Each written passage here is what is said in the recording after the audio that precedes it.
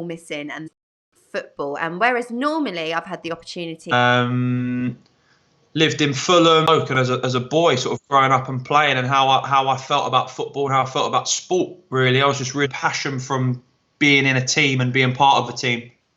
I think that I probably learned a little bit more about the professionals that from as well. I think you've got to motivate people, Charlotte. I think that's really important but that was certainly one way that I looked at it this season with Merstrom. It was very personal about learning about people and about their characteristics and who they were away from. And he was their assistant manager and their first team coach. And I'd trained a couple of times with Godalming's team with my mate. I just remember doing a few sessions with this guy and just thought, this guy is brilliant. You know, he relates to things that I care about. You know, I just thought the pureness of playing football. I can recall sort of moments where or situations where I was in teams that really meant something to me. I think that's been useful and really helpful to me as a manager led.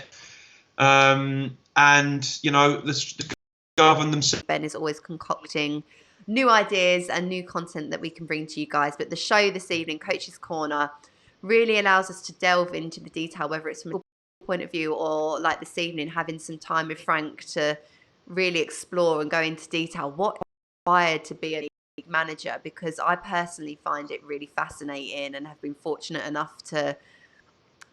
Listen, I think you can assess, or you tend to, from development, because you're engrossed with the win. But when you lose, I mean, how many managers and coaches might be listening tonight and can relate to that? You lose a game, like you just said.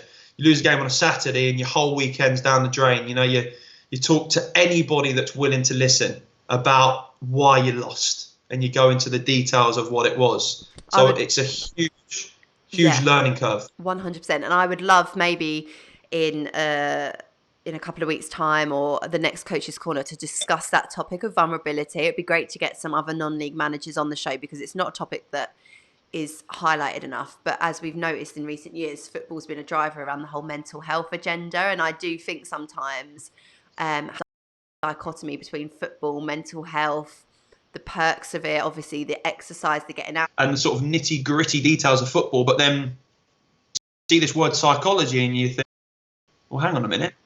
How does that come into play? How do I use that? But actually, it's enormously important. And it, you know, like you say, the more you read and the more you sort of open your mind to things and you gain experience from whatever it might be, then it's only gonna improve that side of that side of football if you have to use it.